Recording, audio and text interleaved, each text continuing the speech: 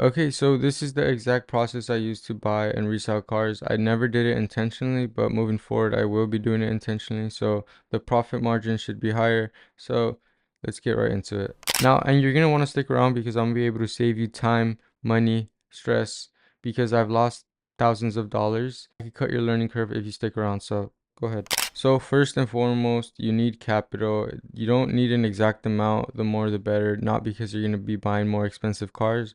Actually, just because it gives you the opportunity to buy more cars.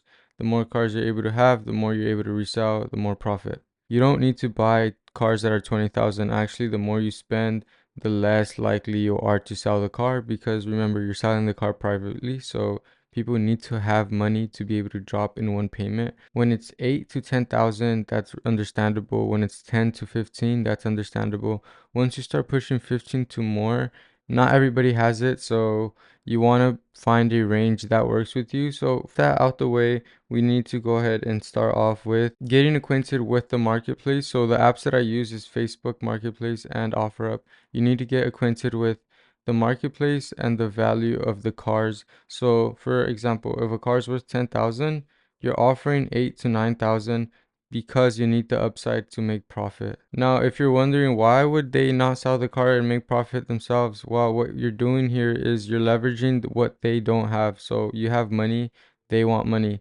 So what you're going to be doing is you're going to be offering, hey, I can buy the car today. Are you willing to do this? You're using scarcity to make the seller want to sell to you because you have what they want. So go ahead and find a way to be persuasive and leverage the power you have. Now, this isn't some shady shit. It's just you using the power you do have to get a good deal, right? If they don't want to sell you the car, they're not obligated to.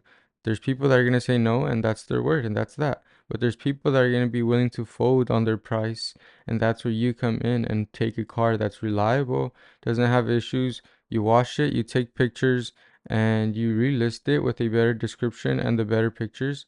I don't want to get too carried away, but I'll break down the whole process as I'm going. So after you gotten acquainted with the Facebook Marketplace OfferUp and you found a car that's reliable, good, and you've negotiated with the seller to a good price below market value, you want to go ahead and see the car. Now, I suggest that you avoid buying cars that are not reliable, good, and that have issues. You don't want to be investing money. The whole point is that you make money from the get-go. So don't buy cars that don't work and that have issues. Be patient. Okay, something will come up. The whole point is to find something that works and that is reliable and that you're going to be able to resell. That doesn't mean to not buy salvage title. It just means that if the check engine light is on, find that it has issues, just avoid it. Find something that works, because in the long term, it's so much worth it. Buying something that doesn't work and being stuck with it is stressful because you're putting money in into something and then you may end up getting offered less. So don't get yourself in that position. Save your time and money. Okay, so after you found a car that's reliable and you checked out, you made sure that it had no issues, you checked the car, it doesn't have codes, it's not dirty, it's low mileage or it has good miles, it's not banged up, it doesn't have that much issues or zero issues, at least cosmetically, mechanically, you want to go ahead and take the car, register it under your name, title transfer it, and then wash it, clean the interior, take better pictures. This is where you're gonna sell the car for more. You got a good deal, take better pictures, make a better description, and I'm gonna go ahead and show you how my description looks. It's simple, concise, and easy to follow. So it's salesy in the sense that they know that they're buying something good, and it's just not mumbo jumbo. Yeah, I think the car runs good. No, it's assertive. They know what they're buying. So hey, this car is good. It's reliable. Maintenance is up to date. We're meeting at my home, so it's not a shady deal. Don't be confusing. You need to be assertive and let the buyer know that they're going to buy something that works. So after you've made a persuasive description, you just want to make sure service delivery with your messages. If people lowball you, just be like, no, sorry. Don't argue with them. Don't get your account banned.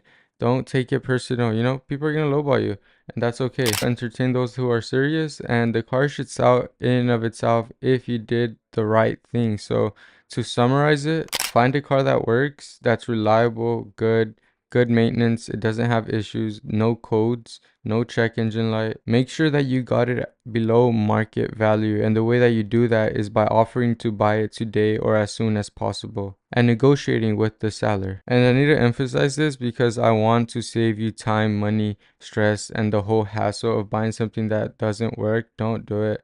Stop trying to get the best deal because you want the most upside. Be okay with making $1,000. It's better than buying something that doesn't work and then you end up losing $3,000. Don't do it. Trust me, I've been there. I don't suggest it. Save your time, money, stress, peace of mind.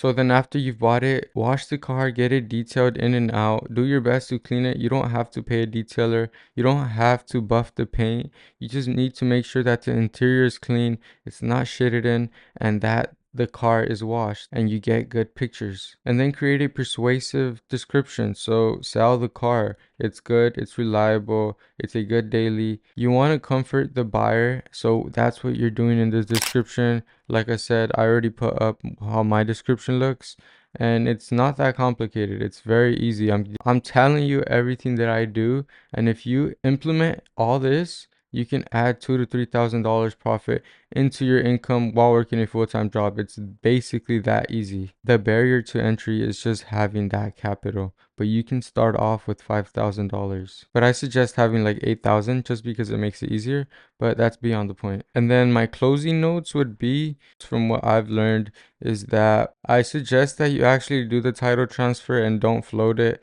You don't want to have issues with the DMV. Do the title transfer. It's pretty easy. The title usually comes in quickly now. And then I never said I do or don't do this. Just because you're paying $9,000 doesn't mean you have to put that you bought the car for $9,000. Let's just say you put on the title that you bought it for $500. Now, hey, I'm not telling you that you should do that. I'm just saying you're going to be charged 10% of what you paid for the car. So if you're paying $500, you're going to be charged 10% by the DMV and their other extra fees with the debit card and whatsoever. So if you bought a car for $1,000 and it's written on the title and the release of liability, you're going to be charged $100.